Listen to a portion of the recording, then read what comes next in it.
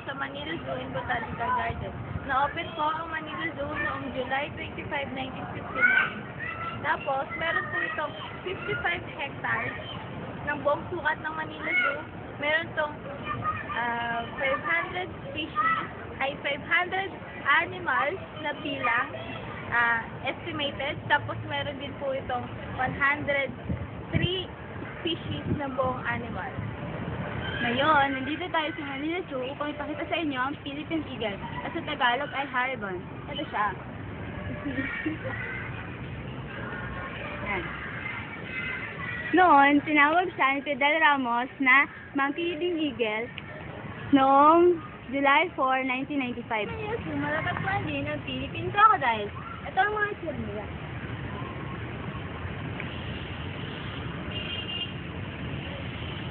Alam niyo ba?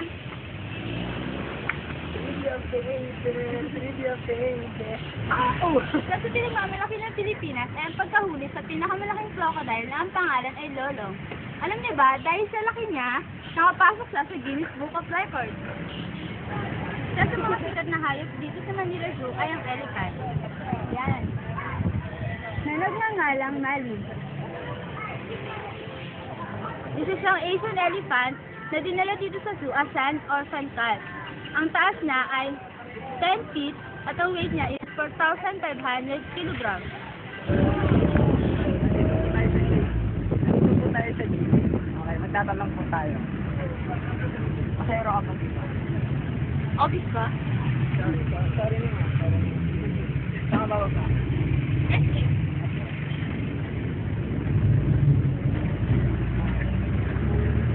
Bakit ay kaya mo yung sasabihin ko Ang jeep ay lang kaya it's more fun sa Pilipinas. Ang jeep ay lang kaya it's more fun sa Pilipinas. Ito ba mo yung lang? Ang jeep ay masaya kaya it's more fun sa Pilipinas. Okay, ito po si Ivan na kinaya kami ng Levan. Bye na ako. Bye.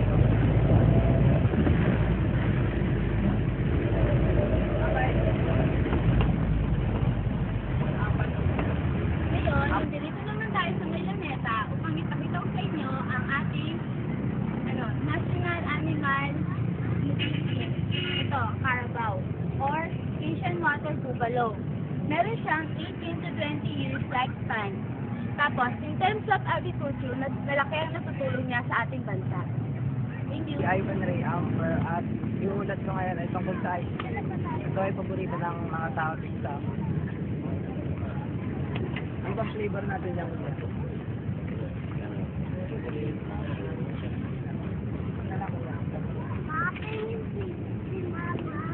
Ito yung mga binibili ng tao sa exam. Sarap yan. Oh, yeah. Yung ano dito, yung milk.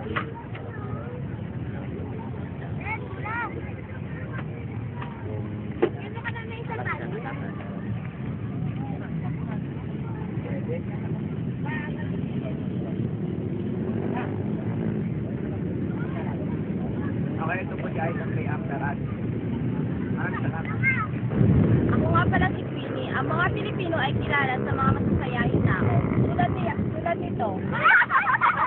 Mga simpleng magkakaibigan lang. Pero masasaya sila kahit hindi ang bagay yung ginagawa nila. At Kay Rada. Parang sarap ng pagkain nyo. Ay, adobo. Ano po masasabi nyo sa adobo? The best ang adobo! The best Pilipino niya. yan eh! Eh, yung dinuguan po. Masarap na masarap lalo pag ginapado sa puta. Puto nga yung tita. Eh, kuya, yung banana cube. Masarap yan. Galing sa banana namin. Thanks.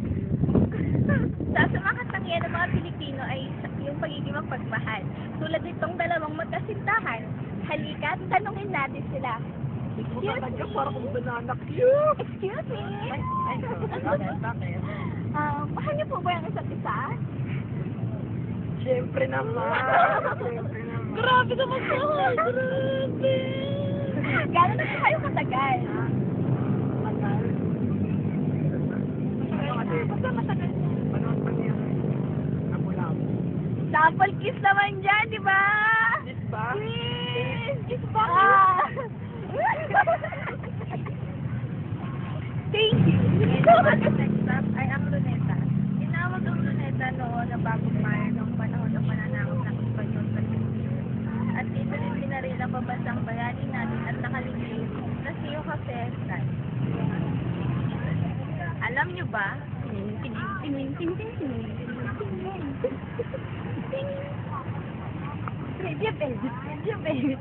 Ang flampo na nakikita natin dyan ay ang kilometro zero na tinatawag. Kung saan ito ang starting point ng lahat ng measurement in distance sa Pilipinas.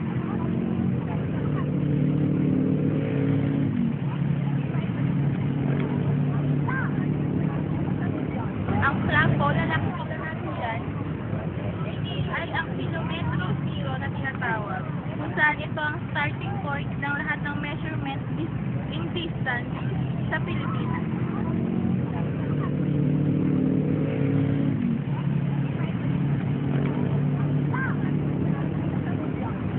Nandito po tayo sa the most historical site in Manila, ang Fort Santiago. Ang Fort Santiago ay tinatawag na Fuerza de Santiago sa Spanish at sa Tagalog ay Muog ng Santiago. Ang whole city of Manila ay tinatawag na Intramuros. Ang Intramuros ay ibig sabihin within the wall. Dito ay tinulong ang ating pambansang bayani na si Jose Rizal bago siya pinatay noong 1896. Isa sa mga dinagay dito sa Pilipinas ay ang kalesa.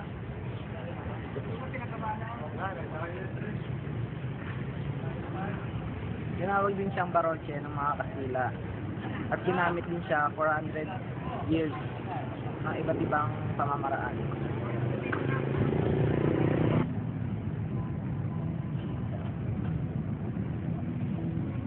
Pambansang bulaklak ng Pilipinas ang Sampaguita. Ang Sampaguita ay ginagawang pistas upang isabit sa mga sanggol. Sikat din siya sa kanyang natatanging bango at siya ay parang Little Jasmine ng Pilipinas. Ang topic ko po ngayon ay about sa pagkain. Ito po ay isaw, Adidas, paa ng manok, tsaka balat ng manok. Ito po ay pagkain kung bakit ay ito sa Philippines. Kasi, mura na, masarap pa.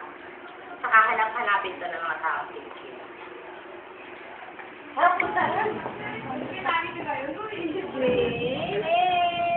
Uy, dito na kami. Uy, hindi pala kayo. Uy, basta kayo. Hindi naman pa rin. Okay lang. Okay lang naman. Sige, okay lang. Sure? Ito maganda. Afternoon po. Afternoon po. Afternoon po, ate. Kailangan mo sana. Ay, start ko lang po. Kumain na ba kayo? Hindi, sige, okay lang. Ano kumain? Okay na lang. Kumain kayo, sige lang. Yung tubig. Yung tubig ba yun? Thank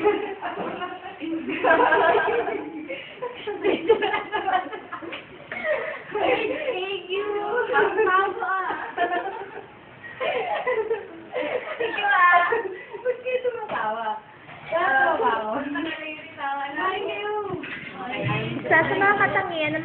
Pilipino ay pagiging matulungin. Halimbawa na lang ng eksenang ito.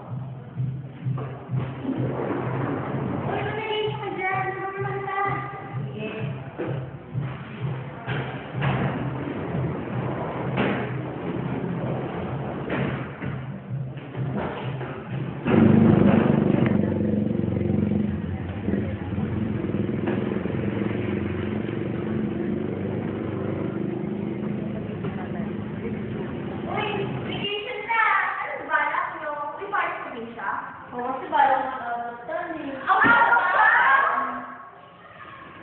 Pwede naman dito ah. Oo nga. Sabihin siya, magpainit sa ako. Matulong eh. Para hindi privacy. Okay. Sino muna? Dito sa...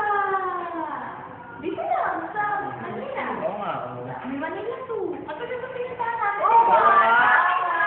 Oo nga. Ang yung elephant si Manny sa yung crocodile. Oo nga. Oo, mas pwede kang maglakad doon. Pupunta Fort Santiago. Diba? 5 kilometer. Oo. Kung nilakad sa akin yun, ano ka na din? Sarap pa kayo ng pagkain dito. Oo nga, di ba tayo? Kasi tayo ng banana nyo. Oo, sabi street food doon na. Para kulang natin. Oo, maduduan. Tapos, kapag malesa, Ice cream. Ice cream ka, oh. Diba? Wala na din, pero masaya pero hindi ko kinuha. Hindi mo kinuha. Papasok ko yun.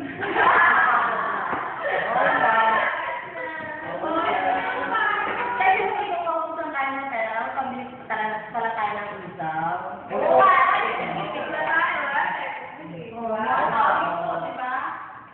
Oo nga, oo. Oo nga eh. Oo nga siya. Ay, yung ano pa, yung ano. Ano pa? Para sa akin, ano yung creativity natin? Bakit nga pa na... Una-una, siyempre, yung mga values sa mga Pilipino, di ba? Matulungin, hospitality pa. Oh. Eh, sa'yo, ano? Siyempre, yung mga hayop din sa Pilipinas, hindi rin mahirap sa ibang bansa. Sa'yo, Ivan? Ako. Ay, ano. Kalesa, tsaka yung mga pagkain doon. Lalo na ako. Siyempre, mas sarap na pagkain dito sa atin, wala sa ibang bansa. Mura na, diba? Mura na. Masarap sa sarap. Lugar sa akin. Siyempre sa akin. Kaya... Dito sa akin. Kasi ibang bansa. Diba? Mas mahal. Dami ka pa. Kanya. So, ano ibig sabihin nun? Kahit mahirap yung Pilipinas, it's more fun in the Philippines!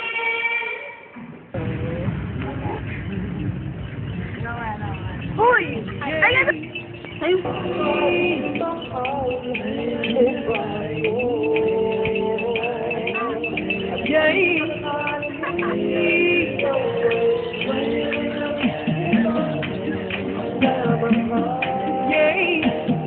Yeah.